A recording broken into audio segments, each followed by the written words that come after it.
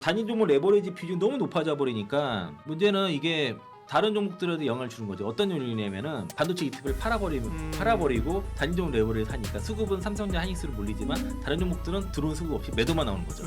그런 현상이 벌어졌는데 코스닥 반등한 거는 다만 이제 이게 기술적 반등이냐 추세 반등이냐.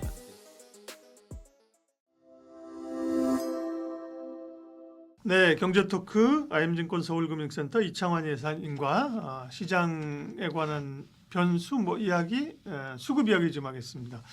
워낙 사실 ETF나 이런 게 지금 수급을 긍정적으로 주고 있는데 이런 파생 상품이나 ETF 시장이 좀 구조적으로 영향을 줄 수 있다. 소위 이제 꼬리가 몸통을 흔드는 그런 상황이 나올 수도 있다는 건가요? 네, 사실 미국이 먼저 그랬는데 네. 이제 한국과 미국 다 지금 파생 상품이 현물 주식을 흔드는 그런 국면에 직면을 했을 거고 네.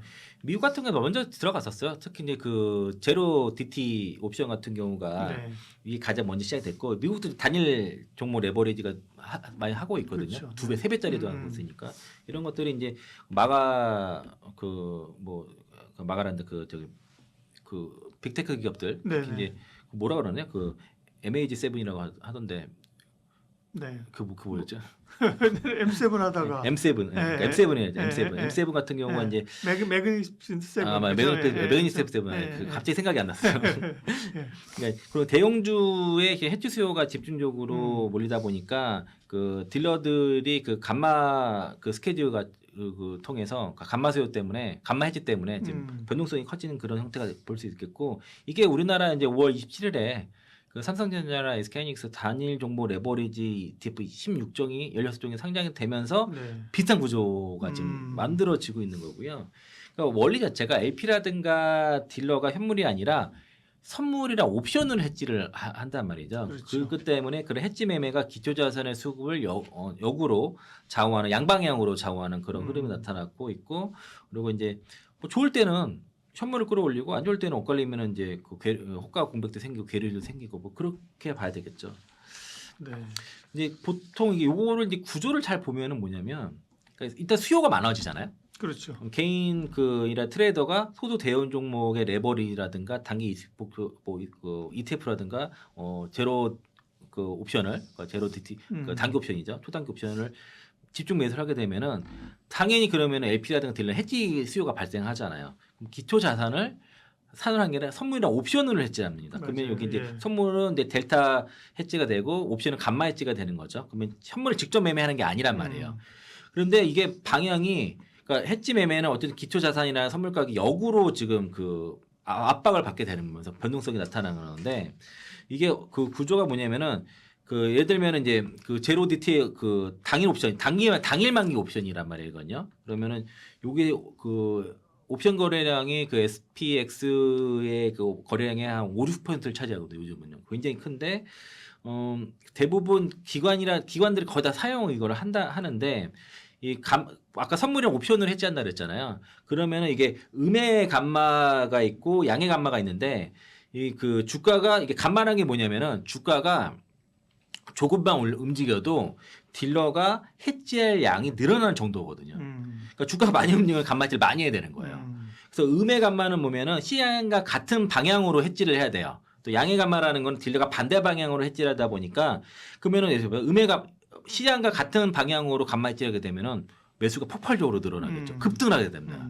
그런데 반대로 양의 감마 해지를 하게 되면은 이게 호가가 특정 가격이 막히는 경우들이 있어요. 그러니까 오히려 변동성을 억제하는 그런 역할을 하는데 대부분 매그니피스트 7이라든가 브로드컴 이런 기업들이 주로 이제 이게 단일 종목 당일 만기 옵션에 지금 포함이 되는데 이런 종목들이 그래서 변동성이 큰 거고 그리고 단일 종목 레버리지도 지금 미국에도 많이 있습니다. 그게 우리나라까지 들어온 거고 최근에 이제 SK하이닉스 경우에는 홍콩에서도 2배 레버리지가 수요가 있었죠. 네.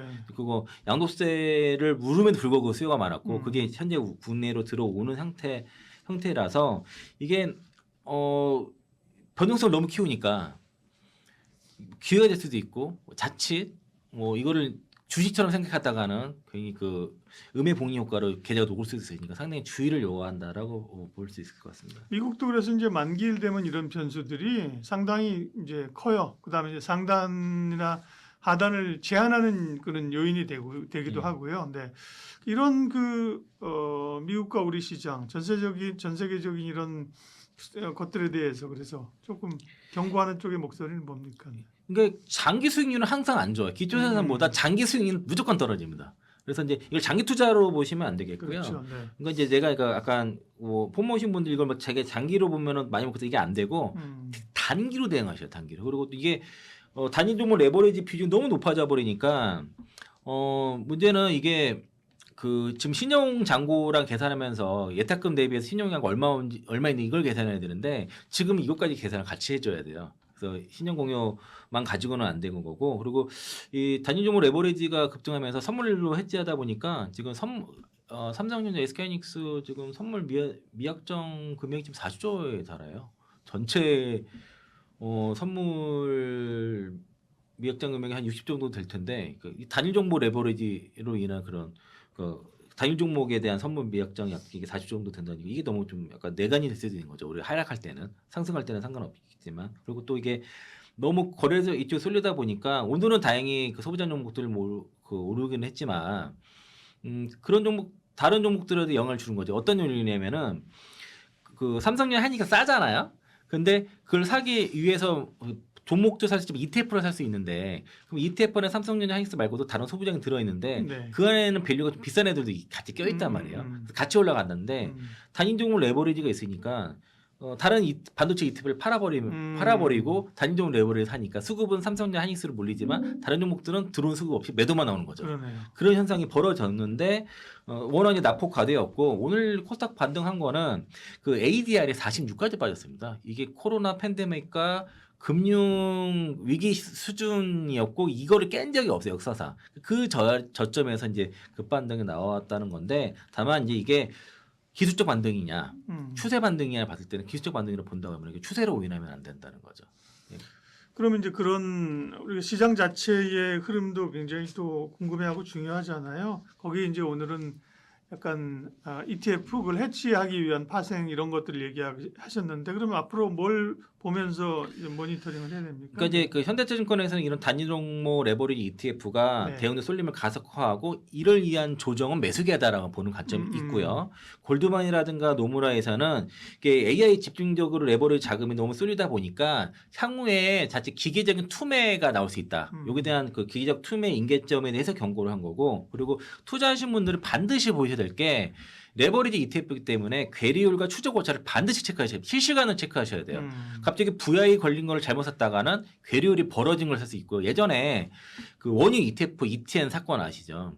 그 괴리율 맞아요. 그때 제로 마이너스 유가 나오는 바람에 그러게. 원유 ETN 다 녹아났죠. 괴리율도 1200% 막 이런 식으로 나온 적도 네. 있었어요. 그러니까 아무리 올라도 회복이 안 된 그런 상태 벌어질 수 있어서 이 괴리율과 추적자 반드시 보시고 그리고 이게 이제 선물로 해지를 많이들 하기 때문에 선물 베이시스 미결제 약정들 체크하셔야 될 것 같고요.